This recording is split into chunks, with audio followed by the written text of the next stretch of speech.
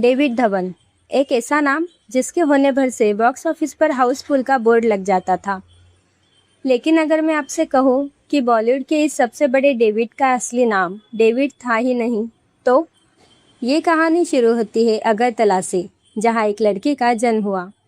माता पिता ने नाम रखा राजेंद्र धवन, लेकिन किस्मत को कुछ और ही मंजूर था। बचपन में ही राजेंद्र को उनके चाचा चाची के पास कोलकाता भेज दिया गया, क्योंकि उनकी अपनी कोई औलाद नहीं थी। डेविड अपनी चाची को ही अपनी सगी माँ मानते थे, यहाँ तक कि 3 से 4 साल की उम्र तक उन्हें पता ही नहीं था कि उनकी एक और माँ भी है। कोलकाता में उनके पड़ोस में एक यहूदी परिवार रहता था। नन्हा राजेंद्र अक्सर उनके घर चला जाता था, उनके साथ उनका लजीज खाना खाता था। उस परिवार को यह बच्चा इतना प्यारा लगा कि उन्होंने प्यार से इसका नाम रख दिया डेविड। जैसे जैसे राजेंद्र उर्फ डेविड बड़े हुए, उनकी पढ़ाई लखनऊ के सेंट फ्रांसिस स्कूल और फिर कानपुर में हुई। उस वक्त उनके दिमाग में सिनेमा नहीं था, वो तो स्टेट लेवल के क्रिकेटर और टेबल टेनिस प्लेयर थे। फिर वो पंजाब के लुधियाना आ गए, जहाँ से उन्होंने गवर्नमेंट कॉलेज से अपना ग्रेजुएशन पूरा किया। डेविड के असली हीरो पर्दे पर नहीं, उनके घर में ही थे, उनके बड़े भाई अनिल धवन। 1968 में जब अनिल धवन पुणे के मशहूर फिल्म इंस्टीट्यूट FTII गए, तो डेविड अक्सर उन्हें कानपुर के स्टेशन पर छोड़ने जाते थे। बड़े भाई को पता था कि छोटे को पैसे चाहिए, तो वो चुपके से डेविड के हाथ में 1 रुपया थमा देते थे। जब अनिल एक एक्टर बनकर वापस आए, तो डेविड को भी अपनी मंजिल मिल गई। डेविड भी पहुंच गए FTII, लेकिन वहाँ एक्टिंग नहीं, एडिटिंग चुनी। और वहाँ उनका स्वागत कैसे हुआ? रैगिंग से। और रैगिंग करने वाले कोई और नहीं, बल्कि उनके सीनियर और दादा मिथुन चक्रवर्ती थे। उस वक्त FTII में डेविड के सीनियर्स में शक्ति कपूर थे और क्लासमेट्स में राकेश बेदी, सतीश कौशिक और शशि रंजन। डेविड बहुत सीधे साधे थे, उन्हें सिगरेट पीने का कोई शौक नहीं था।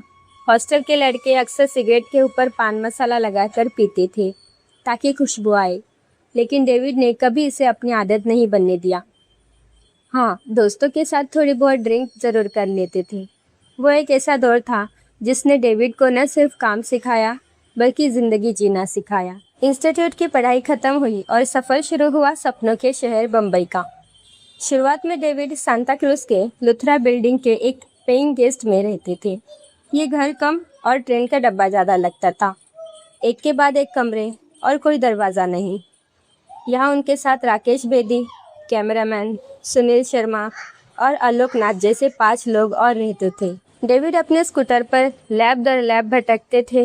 एक दिन वो बोनी कपूर के पिता सुरेंद्र कपूर के ऑफिस पहुंच गए और बोले, अंकल मुझे काम दे दो। इसी स्ट्रगल के दौरान डेविड ने अपने दोस्त अनिल कपूर को भी बहुत मदद की। वो अनिल को अपने स्कूटर पर बैठाकर डायरेक्टर सावन कुमार ताक के पास ले गए। सावन जी ने अनिल को देखा और बोले, अरे ये तो राज कपूर जैसा दिखता है। और इस तरह अनिल कपूर को लैला फिल्म मिल गई। डेविड सिर्फ अपने लिए नहीं, अपने दोस्तों के लिए भी मौके तलाश रहे थे। डेविड की ज़िंदगी में सबसे बड़ा बदलाव तब आया जब उनकी मुलाकात दत्त परिवार से हुई। सुनील दत्त साहब ने हमेशा डेविड को एनकरेज किया, लेकिन डेविड के असली गॉडफादर बने संजय दत्त। संजू बाबा बहुत शरारती थे, लेकिन दिल के उतने ही साफ। जब डेविड महेश भट्ट की फिल्म नाम की एडिटिंग कर रहे थे, तो संजय दत्त अक्सर एडिटिंग रूम में आकर उनका काम देखते थे। एक दिन संजू ने डेविड से कहा, तू इतनी अच्छी एडिटिंग करता है, तुझे डायरेक्टर बनना चाहिए। डेविड ने हंसते हुए कहा, कौन देगा फिल्म मुझे? संजय दत्त ने उसी वक्त कहा, तुझे फिल्म मिल गई। मैंने अभी एक फिल्म साइन की है और मैं वो तभी करूँगा जब तू उसे डायरेक्ट करेगा। अगले दिन सुबह प्रोड्यूसर सच में डेविड के दरवाजे पर खड़ा था। फिल्म का नाम था ताकतवर। इस फिल्म ने सिर्फ डेविड को डायरेक्टर ही नहीं बनाया, बल्कि बॉलीवुड को एक ऐसी जोड़ी दी जो इतिहास रचने वाली थी। इस फिल्म में संजय दत्त के साथ थे एक नए लड़के, गोविंदा। जब डेविड ने गोविंदा का कैरेक्टर लिखा, तो उनके दिमाग में फिल्म अमर अकबर एंथोनी का एंथोनी यानी अमिताभ बच्चन चल रहे थे। डेविड को गोविंदा में वो एनर्जी दिखी। रोचक बात यह है कि अमिताभ बच्चन का आइकॉनिक गाना my name is Anthony Juhu के जिस होटल सी प्रिंसेस में शूट हुआ था, डेविड ने गोविंदा को जॉन डी मेलो डिंग डोंग गाना भी उसी हॉल में कमल मास्टर की कोरियोग्राफी के साथ शूट किया। ताकतवर के बाद डेविड की ज़िंदगी में एक एंट्री हुई उनके FTII के सीनियर शत्रुघ्न सिन्हा की। जिन्होंने उन्हें प्रोड्यूसर पहलाज नेहलानी से मिलवाया। पहलाज जी ने डेविड को तुरंत एक फिल्म आपका गोला दे दी, जिसमें सनी देओल और डिम्पल कपाडिया थी। ये वो दौर था जब डेविड मशीन की तरह काम कर रहे थे।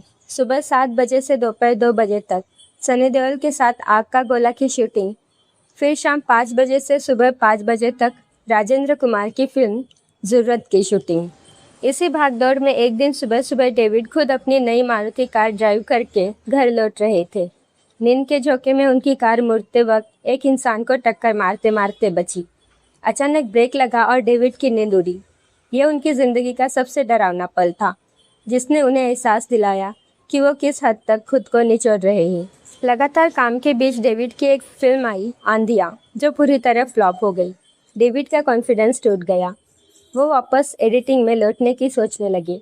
उस वक्त थिएटर में 2 फिल्में एक साथ लगी थी, सनी देओल की घायल और आमिर खान की दिल। डेविड ने एक ही दिन में दोनों फिल्में देखी और उनके दिमाग में बत्ती जल गई। उन्होंने तय किया कि मैं एक ऐसी फिल्म बनाऊंगा जिसका फर्स्ट हाफ दिल जैसा रोमांटिक और फनी होगा और इंटरवल के बाद वो घायल जैसी इंटेंस एक्शन फिल्म बन जाएगी।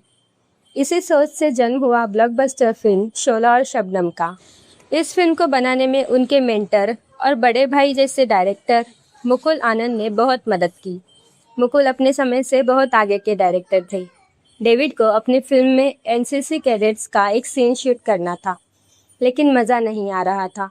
मुकुल आनंद ने डेविड को सलाह दी कि वो ऊटी के मद्रास रेजिमेंट में जाकर शूट करे, जहां मणिरत्नम ने रोजा शूट की थी। मद्रास रेजिमेंट में घुसना नामुमकिन था, लेकिन डेविड ने हार नहीं मानी। वो रोज़ वहाँ के एक सिख कर्नल के दरवाजे पर जाकर बैठ जाते थे, कई दिनों की मिन्नतों और ये बताने के बाद कि वो गवर्नमेंट फिल्म इंस्टीट्यूट के हैं।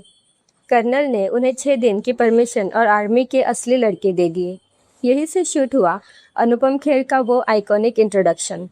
और जब इस फिल्म की स्क्रिप्ट की बात आई तो पहलाज निहलानी, डेविड धवन, राइटर अनीस बज़्मी और पट्टू पारिक रात के 10:30 बजे से लेकर सुबह 2 बजे तक बैठकर स्क्रिप्ट लिखते थे।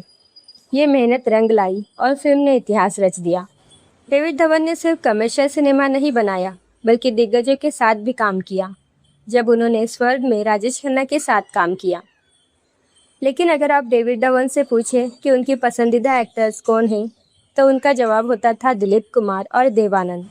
डेविड आज भी दिलीप साहब के उस रिदम के फ़ैन हैं, जिसमें उनका डायलॉग और उनके हाथों का मूवमेंट बिल्कुल सिंक होता था। देव आनंद साहब के साथ उनका एक बेहद खास किस्सा है। एक बार डेविड अपनी फिल्म की मिक्सिंग कर रहे थे, तभी देव साहब का बुलावा आया। वो दौड़कर आनंद थिएटर गए। देव साहब ने उन्हें अपने सामने बिठाया और कहा, नवकेतन फिल्म्स चाहता है कि तुम हमारे लिए एक फिल्म डायरेक्ट करो। डेविड के लिए इतने बड़े लेजेंड के मुंह से ये सुनना किसी बड़े अवार्ड से कम नहीं था। इंडस्ट्री में प्रोड्यूसर नितिन मनमोहन उनके बहुत पक्के दोस्त थे। जब नितिन ने ऋषि कपूर के साथ फिल्म बोल राधा बोल शुरू की तो डेविड को डायरेक्टर चुना। ऋषि कपूर ने पहले मना कर दिया, यार ये किसको ले लिया, मैं इसके साथ काम नहीं करूँगा। लेकिन नितिन अड़ गए, सर आप नहीं करोगे तो मत करो, पर डायरेक्टर यही रहेगा। आखिर में ऋषि कपूर माने, फिल्म बनी और चिंटू जी और डेविड की जोड़ी सुपरहिट साबित हुई। गोविंदा के साथ 17 सुपरहिट फिल्में करने के बाद डेविड की ज़िंदगी में भाईजान सलमान खान की एंट्री हुई। जुड़वा में जब दोनों ने पहली बार काम किया तो लोगों को लगता था कि सलमान खान डिसइंटरेस्टेड रहते हैं, लेकिन डेविड बताते हैं कि सलमान सिर्फ बाहर से ऐसे दिखते हैं, सेट पर वो सबसे ज़्यादा फोकस्ड होते हैं। उनका रिश्ता एक डायरेक्टर और एक्टर से कई बढ़कर एक परिवार जैसा हो गया। अक्सर डेविड सुबह सुबह सलमान के घर पहुंच जाते, उन्हें बिस्तर से उठाते, खुद उनकी अलमारी खोलकर उनके कपड़े निकालते और कहते, चल भाई ये पहन और सेट पर आ जा। डेविड ने 2 हीरो वाली फिल्मों का जो ट्रेंड सेट किया वो कमाल था, लेकिन इसे बनाना आसान नहीं था। दीवाना मस्ताना में अनिल कपूर और गोविंदा जैसे 2 महारथियों को एक साथ लाना किसी चुनौती से कम नहीं था। अनिल कपूर पूरी तरह से प्रिपेयर होकर सेट पर आते थे, डायलॉग्स रटकर। वही गोविंदा मौके पर इम्प्रोवाइज करने वाले किंग थे। दोनों का काम करने का तरीका बिल्कुल अलग था। इस फिल्म को बनने में 2.5 साल लग गए, लेकिन जब ये पर्दे पर आई तो इसने कॉमेडी के सारे रिकॉर्ड तोड़ दिए। डेविड धवन की फिल्मों की जान उनके गाने और डायलॉग्स होते थे। डेविड का साफ मानना था कि गाने के पहले 2 लाइन इतने कैची होने चाहिए कि पब्लिक तुरंत उसे पकड़ ले। समीर और लेजेंडरी आनंद बख्शी साहब उनके फेवरेट थे। आनंद बख्शी तो सिर्फ कहानी सुनकर ही जादू कर देते थे। उन्होंने ही गोविंदा का वो मशहूर गाना मम्मी मम्मी डैडी डैडी लिखा था। लेकिन सिनेमा में हर शुक्रवार किस्मत बदलती है। जब डेविड या उनके बेटे वरुण धवन की फिल्में फ्लॉप हुई तो डेविड ने कभी हौसला नहीं हारा। वो इसे लॉ ऑफ एवरेजेस कहते हैं। जब वरुण की पहली फिल्म रिलीज हुई थी तब भी डेविड थोड़े नर्वस थे, लेकिन क्लाइमैक्स देखने के बाद उन्हें तसल्ली हुई। उसी रात अमिताभ बच्चन का एक मैसेज डेविड के पास आया जिसमें वरुण के लिए लिखा था, लंबी रेस का घोड़ा। यही वो पल था जब डेविड को यकीन हो गया कि उनका बेटा बॉलीवुड में अपनी जगह बना चुका है। आज के सिनेमा और 90 के दशक के सिनेमा में जमीन आसमान का फ़र्क आ गया है। डेविड कहते हैं, आज जिसके पास फ़ोन है वो खुद को जर्नलिस्ट और क्रिटिक समझता है। आज फिल्म मेकर्स ट्रोल होने से डरते हैं, खुलकर कॉमेडी नहीं कर पाते। एक दौर ऐसा भी आया था जब डेविड सितारों के नखरों से इतना परेशान हो गए थे कि गुस्से में उन्होंने नए लड़के को लेकर चश्मे बहादुर बना डाली, जिसमें ऋषि कपूर ने भी खुशी खुशी काम किया। लेकिन डेविड ने अपनी आने वाली नई फिल्म हे जवानी तो इश्क होना है में कोई समझौता नहीं किया। उन्होंने उसी बेबाकी से फिल्म बनाई जिसमें फैमिली फ्रेंडली जोक्स और 90s वाला चार्म मौजूद है। 46 से ज़्यादा फिल्में डायरेक्ट करने और 50 से ज़्यादा फिल्मों की एडिटिंग करने के बाद आज भी डेविड धवन रिटायरमेंट के मूड में नहीं। वरुण कहते हैं कि वो अपने माता पिता को दुनिया के किसी भी लग्जरी हॉलीडे पर फर्स्ट क्लास में भेजने को तैयार है। लेकिन डेविड धवन वो बिल्कुल टिपिकल मिडिल क्लास इंसान है।